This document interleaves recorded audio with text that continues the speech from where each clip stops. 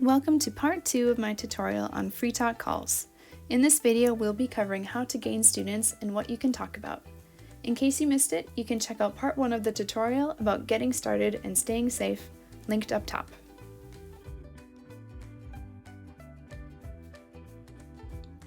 So with any service or business, if you want to attract clients, you have to try and get inside the client's head. What are they looking for? And think about the mind of your student.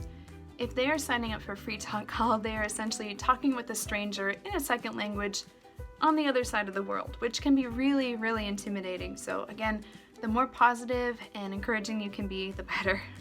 So how do they figure out how amazing you are as a speaker? You do a live.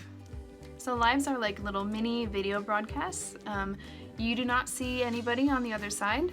It's just you talking to the camera about anything you like. If you're curious what doing a live is like, please check out my video up here on the first live I ever did and what I learned from it. I found that most of the people browsing the live hall and tuning in are college age and adult students. Thinking about it from the student's perspective, again, watching you in your live gives them a chance to kind of check you out as a teacher. Can they understand your accent? Do they like the way you speak? Do you have an attitude and a personality that would maybe click with them? And maybe they'll find out if you share some common interests, making it easier to have that conversation. Let me tell you, as a French learner, it is much easier to watch something, but I learn more when I interact with other French-speaking people. However, that is also much more intimidating. So make sure when you do your lives, you really convey that you are very positive and encouraging and just a warm person. Another thing you can do to sort of advertise yourself on the app is to post moments. Now these are just like an Instagram or Facebook, whatever you like to use. It's like a post. You can do pictures, short videos, little sound bites.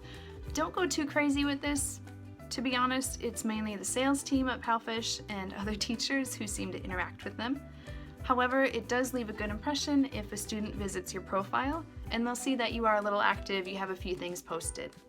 Think about, ideally, who you want your students to be and make posts which reflect that. For example, I like working with younger students better, so I like teaching younger students better, so I've done a few posts about like colors or food or back to school, but maybe older students would appreciate posts that are more culturally or travel themed. I see a lot of teachers also when they do their moments, it's something very, explicitly instruction oriented, like let's look at all the vowels, let's look at all the consonants, these are numbers.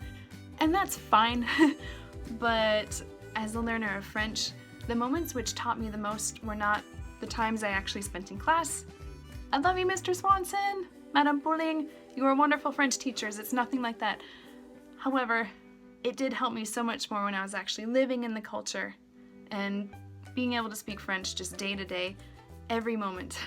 So don't worry when you make a post whether something is educational enough, because the students can glean something from anything you say. Just make sure that you adapt it to your students' levels. So here's how to make your FreeTalk call great and get those students coming back to you. As I said before, if you see an appointment's been booked, just message the student ahead of time really quick to say hi and just ask if there's anything in particular they want to talk about. I once had a FreeTalk appointment booked with a man who I messaged, and he wrote me back saying, "Nice to meet you. I have a 5-year-old daughter at home and I really want to speak to her like an American parent would. I want her to grow up with English in the home, so can you tell me more about games that American parents like to play, or nursery rhymes, bedtime stories, things like that?" I love that he gave me that guidance because it really only took maybe 5 minutes of my time to just quick Google, Twinkle Twinkle Little Star, different songs and rhymes and games in English. We ended up having a great conversation and we talked a long time, and I think that was in large part because I had that little heads up and I could prepare some good materials to talk about together. Another good conversation idea is to propose some sort of role-playing activity. For example, a job interview or a traveling situation, something like that. It's very typical in language education, and this was the case for me too, that when you're learning new vocabulary, your chapters follow a theme with vocabulary associated with that. But then maybe the next chapter is something totally different. So like, just to show you one of my French books from school, I have a chapter about generations on the move, and all the family is, or all the vocab is words like aunt and uncle and migration, things like that. And then the very next chapter is science and technology. You can imagine in a fast-moving setting like a classroom, if you're talking about one topic for 1 week and then something completely different the next, you may have forgotten what happened in that first week over time. So don't be afraid if you're doing free talk to really just focalize on one theme or one topic. That can be so valuable for your students to get some intensive practice in. My last idea, and this works with any age, is to find some simple games to do with your student. Here's a really easy game to play, so you can do this with video or with voice. With video, you just take a picture, you close your eyes, you make sure the student can see it, and then it is up to them to describe whatever this is, so that you can guess. Now, what was this? Oh, cool, I'm an elephant. If I were to do this with only the voice, imagine, I'm thinking of something. I am big, I am gray, I have a trunk. What am I? The student has to reflect and guess. I do this all the time with my students, even in my official kids course lessons if we have extra time. It is such a good time filler. It is so good. And it really pushes them to use more vocabulary than the basic, that is an elephant. With older students, I like to ask them early on in the call how much correction they would like. So do they want me to correct an error I hear right away, even if that means interrupting them? Do they want me to wait and just every few minutes say, hey, remember to keep adding S when you're using third person. He runs, she walks. Or do they want maybe no correction or just notes at the very end?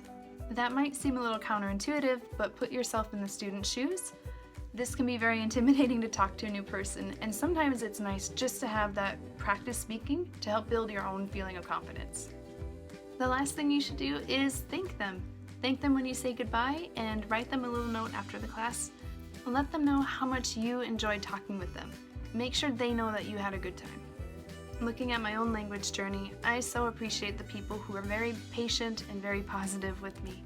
In speaking a second language, you're asking the other person to maybe wait sometimes 30 seconds to a minute for you to find another word.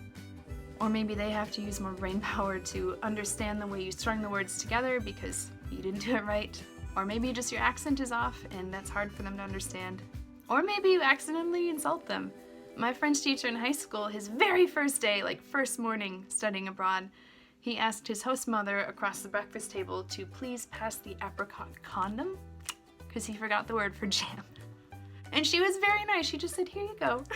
But then she quietly explained in private afterwards, do you realize what you just said to me, son?